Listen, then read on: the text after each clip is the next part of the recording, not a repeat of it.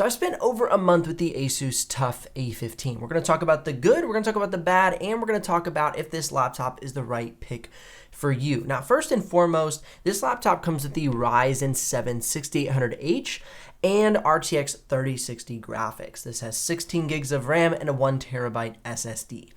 Now, at the recording of this video, it's around probably $1,500 to $1,700 on exactly how you get it configured, which isn't exactly a budget machine. And when this machine first launched a few years ago, I thought that was Asus' intention with this machine. This was going to be kind of their budget version of, say, the Strix or the Zephyrus series. But over the past couple of years, I've seen it increase in price, which to me has lended to my opinion slightly changing on how I would recommend this laptop. And so we're going to get into all of that in the video. First and foremost, we're going to talk about the things that I don't like so much about this laptop, then what I do like, then the recommendations. First off, I thought it would perform better. It has a Ryzen 7 6800H and an RTX 3060. Plenty of power for 3D modeling, video editing, Photoshop work, and the like. But it continued to fall behind other laptops with the same configuration and laptops with the latest Intel 12th gen chips. Now, for me personally, I was surprised at its falling behind of the latest Ryzen 9 6900HS in the Asus Zephyrus G14. That laptop performed very well and it gets great battery life. So I thought, okay, maybe I could get a little bit better battery life over here because this has a slightly bigger 90 watt hour battery. But again, I was disappointed there. The battery life on the TUF was not as good as the Zephyrus G14. Which led me to think, okay, what is the advantage of choosing this laptop? It's, has a bigger screen, though I would say it's quite a bit bulkier. So where does the advantage lie? I checked the ports. I looked at the ports. There's no SD card reader. We have all these ports, and I expected, okay, maybe, with this big chunky laptop, I would, take a hit, but I would get an SD card reader, which would make my on-the-go creative lifestyle a little bit easier. But again, no SD card reader. And so the advantages to me started to slip away.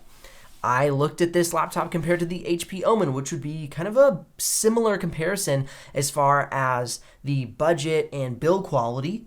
But again, I thought that, the HP Omen at about $1,500 comes with an SD card reader, runs cooler than the HP Omen, but I would say that the TUF has a little bit nicer build aesthetic. I think it's really neat having this embossed logo on top. It has aluminum top cover. However, compared to the Omen, it comes with a plastic keyboard deck, where the Omen has an aluminum keyboard deck. There were some key differences. Also, you have a numpad on the TUF and the HP Omen, which are nice. However, I like the Omen's soft click better than the more loud clicky trackpad on the TUF A15. The keyboard, I would say though, I lean a little bit more towards the TUF. It's a little softer, have a nice soft touch key. I like kind of these different colored keys. It has an RGB backlit keyboard, so it's just a little bit more feature heavy when it comes to the backlighting and being RGB, whereas the Omen is just a very basic, regular light backlighting. Okay, so far it seems like I really have quite a few negative things to say about this laptop. So let's get into a few things I like, and then we'll talk about a decision-making process for you to make sure you pick the right laptop. Now, I will say that this does have a lower Delta E than the HP Omen, which it fits into its kind of budget category. The TUF has a 1.03 Delta E, which means it's going to be more color accurate than, per se, the HP Omen at 2.47, 2.57, depending on the exact screen that you have and the calibration that has been run. So that was a bonus for the Asus TUF A15. Now, also the Armory Crate Center. That is how you control all of the fan speeds, the iGPU, the mux switch, the fan control. I mean, everything takes place in the Armory Crate Center, even, changing your keyboard backlighting and how that RGB reacts. And it's very, very robust, especially compared to something like the HP Omen Command Center. I'm usually not so impressed by that one. I wish they would make some more upgrades. Maybe it was iGPU and a few other things, but I digress. The Armory Crate Center is fully packed with all the features you need to run your laptop and run it in a way that best suits your use cases, whether you're a 3D modeler, video editor, you're running, Photoshop, or, you do the occasional gaming as well. And so you need all that different customization. you got it here in the Armory Crate Center. Now, I will say probably the biggest benefit of this laptop is going to be the 300 hertz screen, and it's 100% sRGB. So if you're somebody who really likes to game but is also a creative professional, this screen is like the Mac Daddy for that. And so for me personally, I'm not a gamer, so that would not, flip my fancy. But if you're somebody who's a gamer and a creative professional, since this channel talks to creative professionals, this would be a fantastic buy for you, especially compared to the Asus Zephyrus G14, which I compared it to earlier, saying that that laptop gets better performance.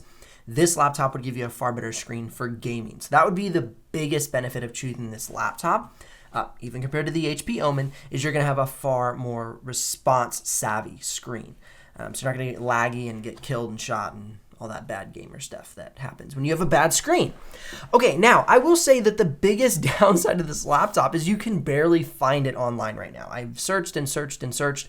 Again, I will link it in the description below if I have found it at the recording of this video, but truly that's a pretty big hang up, because if you can't buy it, then why are we even talking about it? So I will say, if you're considering this laptop and you want an alternative, I would say something like the Strix G15, the Asus Zephyrus G15, or the M16. So the Asus Zephyrus M16 are all really good options comparing this laptop to another option. Not in the Asus family, but the HP Omen could be a good alternative, and the Legion 5 Pro. I'm seeing those come on the market now. The Legion 5 Pro with the Ryzen 7 6800H and the RTX 3060. So these could be some good alternatives, but I really think if you want to stay in the Asus family, the Strix is a direct alternative, and then the G15, slightly different design, but still a great alternative as well. So I'll link all those models in the description below if you want to check out the live pricing. And if you do make a purchase, I'll get a small commission, but at no extra cost to you.